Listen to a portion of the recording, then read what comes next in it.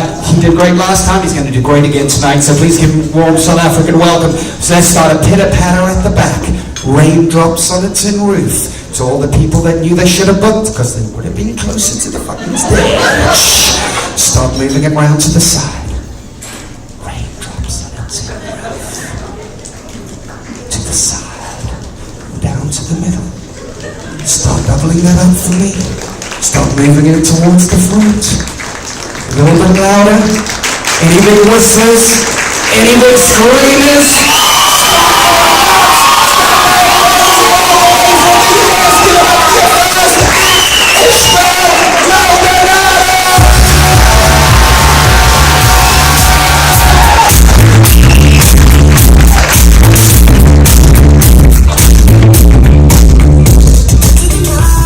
What's up, Cape Town? Cape Town! We got, where's the United States people here? Right here, US? Yes! US too? Alright, we're gonna take over this motherfucker, that's right! We're taking over. I got a flight home, I'm very excited, yes. I don't have to worry about standby. Oh my god, we're having a good time tonight, Cape Town. It's my fourth time being here. I love coming to Cape Town. The problem is, I got off the plane today at 3 p.m. I got off the plane and ran over here. And I just got here. I was almost late because someone gave me the wrong directions. I got off a couple of blocks away. So I asked some guy, I'm like, I need to get to the pump house. How do I get to a pump house? He's like, oh, very easy, very easy. Just go down the block and make a left by the robot. What? Did I hear him right? And then he has an accent. I'm like, did you say robot? He's like, yes, robots. You gotta say robots, very nice. Press the button and a green man will come out. Green man, you're saying. A robot and a green man, USA. Remember this stuff, okay? He's like, yes, it'll take you to the pump house. Go, go, go. So I didn't know what the hell was going on. I walked across the street. I was looking the whole time for a robot. I couldn't see anything. I don't know if maybe there was a carnival that was happening. And I saw a guy dressed as a robot. I go, that's the guy right there. That's him. So I start, walking behind him, and I guess he noticed like someone following him because he looked back, and I'm like, hi, how you doing? He's like, what's this American doing? He's gonna kidnap me? So he starts walking fast. I'm like, don't move! I start chasing him down. He's chasing me down. I tackle him on the ground, and I keep just pressing his chest. I'm pressing his chest. What are you doing? I'm like, where's the green man? Where's the green man? Where's the green man?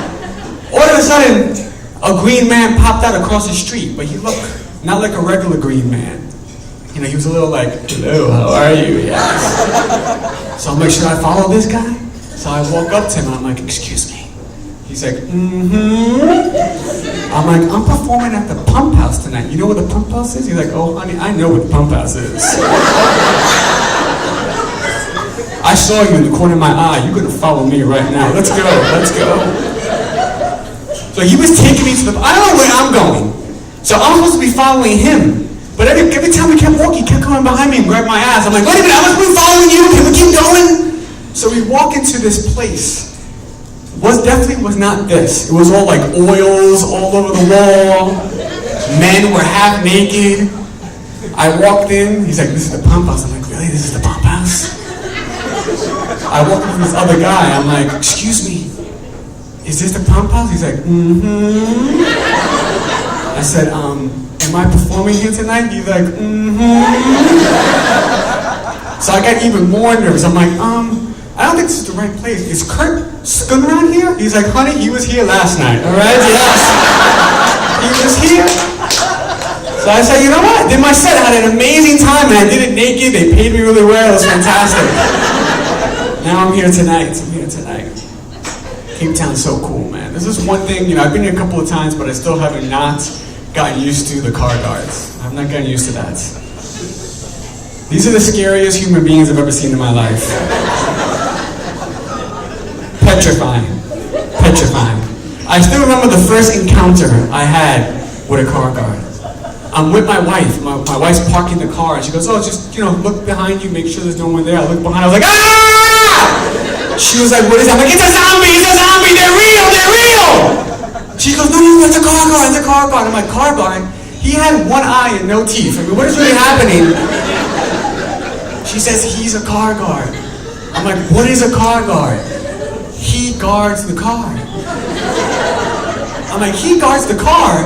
Who's gonna guard me from him? I don't know who's gonna understand. I'm scared right now. I'm scared.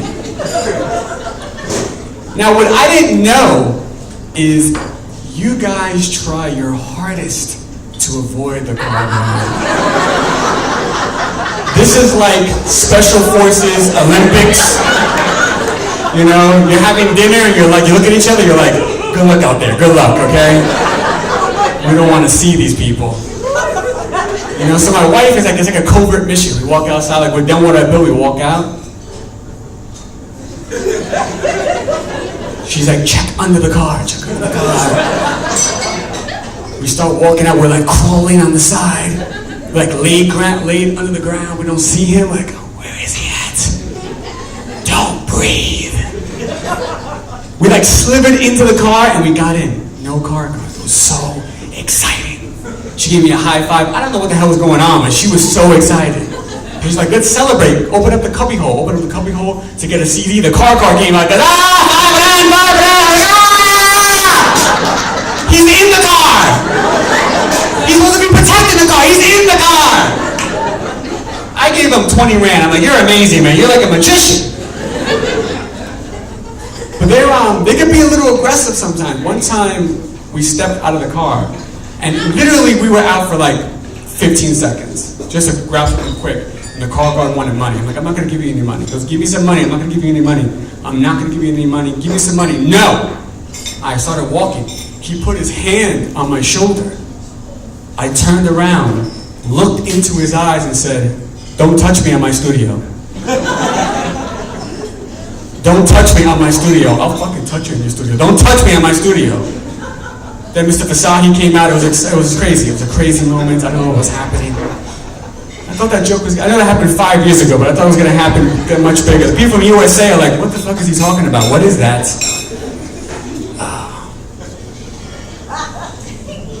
Thank you for that. My wife and I have been together for 2 years. She's a Cape Malay. Everybody wants us to have a baby. Everybody wants us to have a baby. Who has children here? Anybody have children? Who have children here? That is statistically impossible, okay? You people, some people hate their children right now. No children here. How the hell is everybody else here? Just popping out of nowhere? Yeah. Exactly! When a white man says that, you know there's issues, okay? You know there's issues. Usually they know all their babies, okay? People want us to have a baby. We've only been married for 2 years, you know? People are like, oh, that baby's gonna be beautiful. You know, my wife is Cape Malay. She's mixed, you know, a little Dutch, Indonesian. I'm Hispanic. You know, my family's from the Caribbean. We can have an unbelievable, beautiful baby. Or something fucking disgusting. We don't know what's gonna happen. There's a lot of ingredients happening there. We could create a monster. We don't want that. That baby could be giving birth, and the doctor's like, here's your son. I'm like, put that baby back in. Put that baby back in. Put it back in. He's a monster. You know, there's a lot of genetics there. You know, we can have a baby with beautiful eyes or one eye. What are you gonna do with a one-eye baby? What do you name a one-eye baby? Pupil? Iris? What do you name her? What do you name her? Where's Iris? Where's your sister Pupil? Where is she at? I got glasses. I'll cut them in half. Perfect. One each. One each. Saving money. I love this. We don't want to have, I guess we don't want to have an ugly baby. Ugly babies are real. They are. People don't want to admit them. That's why people have ugly babies tonight. That's why I don't have kids. I don't have any kids. My child is disgusting. I don't have any kids. He came out of my womb. I'm like, there goes a car going. Jesus Christ. Oh my God. Already, we already know what it's going to be. There's going to be no PhD in this family, okay? For his first, you know, first Christmas, like, oh, here's a little toy car. You're going to get used to that. That's what you're going to do with your life. We don't want to have an ugly baby. Ugly babies are an epidemic. People don't want to think that they're real, but they exist. I told that joke one time. Someone was like, ugly babies. That don't even exist. You know who says that? Ugly people. That's who say that, right? If you didn't laugh, guess what? You're the ugly one. You are the ugly one. You ever seen two really ugly people have a beautiful baby? You ever seen that? All the time, right? All the time? It freaks you out. It freaks you out. Everybody does the same thing. You look at the baby, you look back at them, you look back at the baby, maybe the eyes, you look back at them, you call the police, I think there's a stolen baby here. How do you know? These people are disgusting, officer. Please, just come right now. Send a SWAT team. They look dangerous, okay? They look dangerous. Send them here now, please. Please, send them here.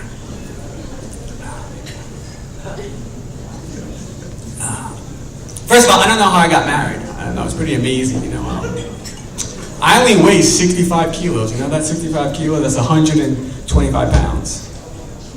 And I wear an extra small t-shirt. Ladies, don't all run at the same time, okay? I'm just letting you know that. I don't know how the hell I got married, you know. My wife definitely didn't marry me for protection. She didn't marry me for protection. She didn't want that. You know. What I bring into the relationship is very good vision. I see things from far away. But when they come up close, I'm like, honey, it's your turn. Thank you very much. Can you take care of this? We were very honest with each other before we got married. That's what you have to do to marry. You gotta be honest. She told me, I really love that you're funny. I told her, I really love that you know Kung Fu. I really love that. That's fantastic. I met my wife on vacation in New York. She came back to South Africa, and then she went back to New York because she felt there was a connection. Do you know how amazing that is? Some of my friends here in Cape Town were pissed off. They're like, you can get a girl to come all the way down from Cape Town to New York City? I live in the Vaticant. I can't get a girl to come from Rondebosch. I mean, this is ridiculous. This is ridiculous. How do you do that? I told her, take the M5 down all the way. It's all the way. We're going to have a good time, baby. If you make a wrong turn at Manenberg, you're stuck. I'm not coming to help you, okay? You're dead, okay? I find another girl, okay? I will find another girl. Being married is good. I like being married because I don't have to worry about when it comes to like making love to my wife, you know, because I'm Hispanic. We're known as the greatest lovers in the world. It's a lot of pressure for someone my size, a lot of pressure. So I'm good, I know what my wife wants, you know, because before I met my wife, I had an awkward situation. We're family, we'll talk about it. She's not here, don't worry about it. She don't even know this story. I met this girl one time and I brought her back home, and I'll be honest, when I met her, I didn't know she had asthma. I didn't know this. Asthma? She looked healthy to me. I just thought I was that good in bed. That's what I thought. I was like, I am amazing. I didn't even know this. I didn't even know this, you know, because I was with her. I was all passionate. I'm like, you like that, baby? I'm like, you like that? You know, I'm from the Caribbean. When we have sex, we dance. We just dance. That's what we do. We dance. Now, I knew something was going wrong. Because the whole time, she wasn't making any sounds. It was just me. I was like, yeah, you like that? You like that? What? Yeah, what? Nothing. And then out of nowhere, I heard,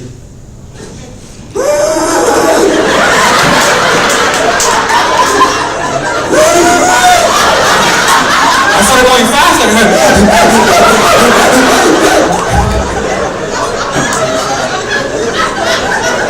I looked down, she's like, I'm like, that's right, you can't breathe, baby, that's right, you can't breathe, working it, going in, going out. Killing her, man. I was a murderer. Send me to jail right now, I'm murdering her.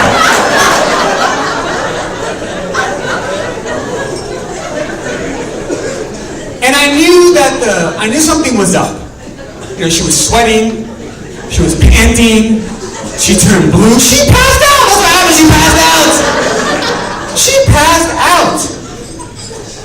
Now, it was the asthma that did this. But for 5 minutes, I was the greatest lover in the world. I should have known something was wrong. Because the whole time, the only word she kept saying was, oxygen, oxygen, oxygen. I didn't know she couldn't breathe. I thought we were playing some kind of kinky, science-based sex game. where you yell out elements of the periodic table during sex. I thought that was happening. I'm like, this sex is kinky and it's educational. I'm really into this. I want to learn when I make love. That's what I want to do. So she's like, oxygen, oxygen. I'm like, that's right, baby, helium. That's right, helium. Potassium, sodium. It was amazing. It's amazing. You know, she was like, pump, pump. She wanted her asthma pump, and I'm like, I'm pumping, baby. I'm pumping. I'm pumping. I'm pumping. I mean, everything is fine now. I met my wife. She died. So everything's good now. Everything's fine. Everybody's happier. You guys are such a good crowd. People always want to know how my wife and I met, because she's from another country, another continent, another culture. How did this New York boy get with this Cape Malay girl? Ladies, she was the first woman to tell me I had beautiful brown eyes. That's right. Because brown-eyed people get no love. No one cares about us. No one cares about the brown-eyed people. Right, sir? Right? If you have blue eyes, they love you. They love you. They will stop you in the street.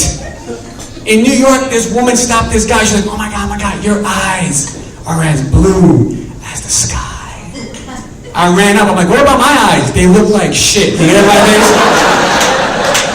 Can you get out of my face?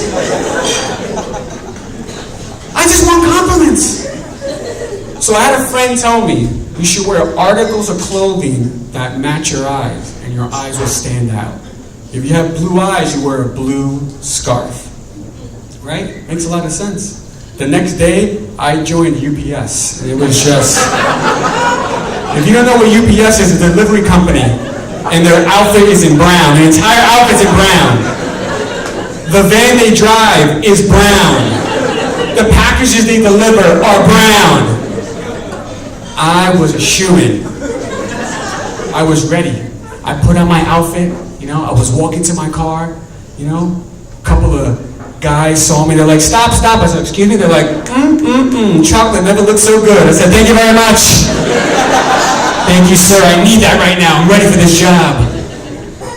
So I go to my first customer, I go to drop off her package. She looked just like you. I had a whole strategy, I'm like, I'm gonna give her the package and make eye contact. So I go, here goes your package, miss.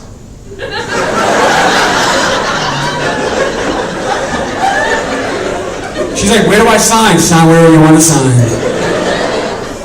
I started going in and out to like hypnotize her.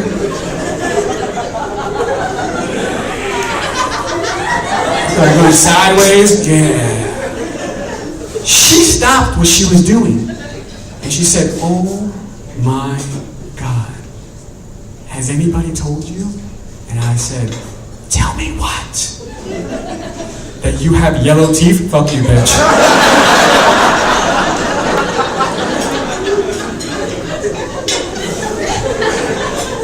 And that's why I married a Cape Townian. That's why. That's my time. You guys have been amazing. Thank you so much. Thank you so much, so much, so much. I love you, Cape Town! Ladies and gentlemen, you can work without give it out for Ishmael Maldonado! You will sing. You got it. Yeah. Fuck. I'm not kidding, I am 37. It's weird, I've reached that point in my life where I'm turning into my fucking dad. What the fuck is dubstep? I don't understand. I